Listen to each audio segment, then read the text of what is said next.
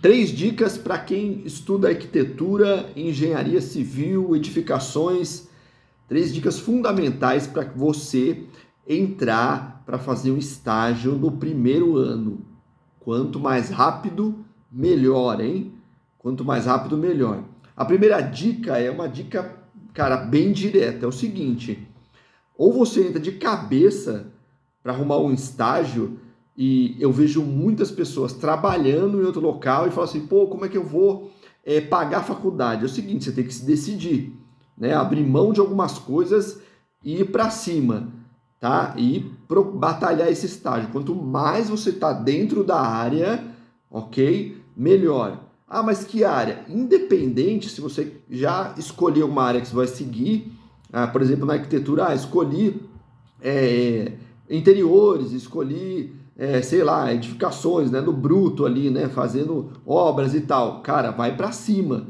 Na minha opinião, você deve circular entre essas áreas em algumas para você entender todas elas, né, que é justamente o que a gente faz aqui no nosso canal, fazendo com que você entenda sobre ela, todas elas, para que você consiga projetar legal, entendeu? Independente se é interiores ou se é ali a arquitetura no geral, né, no bruto, né, a gente fala assim, né, na obra em si, ok? A edificação num todo em si, beleza?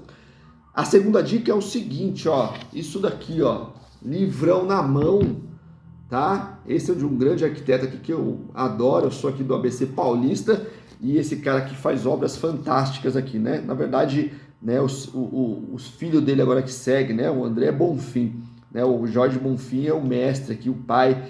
E cara, pega livro, eu pego muito livro, ó. E aqui a gente tem muita coisa bacana, os edifícios deles estão bem próximos aqui da gente. E realmente, cara, eu começo a pegar, por exemplo, aqui, ó, um edifício, ó, e começo a olhar tudo nele, cara. Olhar como que ele fez, croquis dele também, né, as plantas, olha só as plantas, e vou, o quê? Estudando, ó, tampou um pouquinho eu aí, mas dá pra ver aí, né, as plantas, ó, as plantas, e vou, cara, detalhando, olhando, cara, como é que é essa caixa de elevador, como é que ele desenhou esse projeto, onde está a estrutura dele. Por quê? Porque você adquire repertório. E outra coisa legal também dentro disso daqui, cara, vai ver essas obras mesmo que prontas, vai dando uma olhada no geral, ver como que esse arquiteto fez, o que né, o que gerou ali de resultado desse projeto que você está vendo no papel, né, aqui nas plantas, a volumetria dele. Cara, tem muita obra em todas as capitais, né? Não só São Paulo, mas em todas as capitais tem obra a dar com pau. Eu olho o arquiteto aqui, pesquiso, e aí você consegue, por exemplo, andando nas cidades aí, pesquisa o nome de um edifício que você achou bacana, você vai achar o arquiteto dele, você vai achar ali quem fez isso, entra no site, olha lá as plantas e depois vai dar uma olhada. Eu gosto muito disso, de sair e olhar muito nas ruas, olhar o projeto mesmo, né? O projeto não, né? A obra em si, às vezes acontecendo, ou o resultado dela final. E fico lá passeando e admirando isso. Isso faz parte da profissão arquitetura, não tem como, ok? O arquiteto olha a cidade com outro olhar, um olhar mais técnico, um olhar de melhoria até.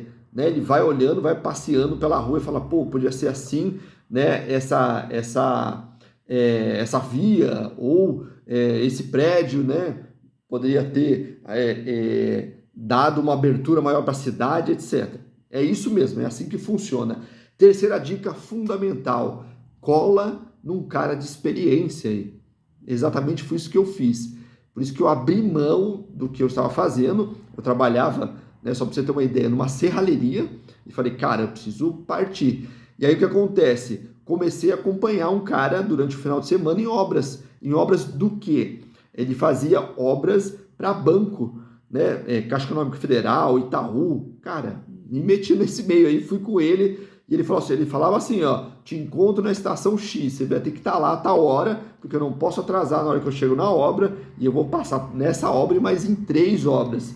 Cara, tinha que ir, metia a bronca, eu ia lá para cima, chegava junto com ele e ficava acompanhando, ficava só de ouvido no que ele falava. Eles abriam os projetos e aí vinha cara de elétrica, cara de hidráulica, ar-condicionado, ele da civil, ia debatendo ali, entendendo o jogo, né, desse dia a dia da profissão, ok? Então essas 3 dicas são fundamentais para que você saia de antemão ali, ok? Na frente. Por que estudar aqui repertório, né? O que a gente está fazendo, olhar as arquiteturas? Por quê?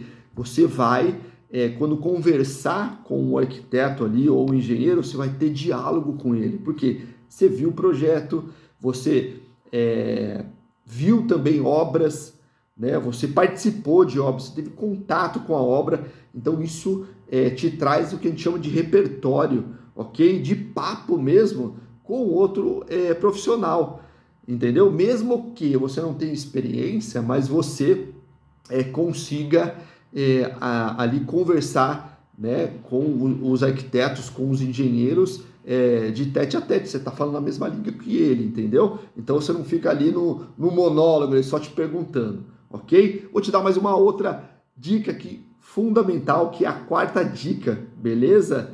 Olha só, monte o seu portfólio.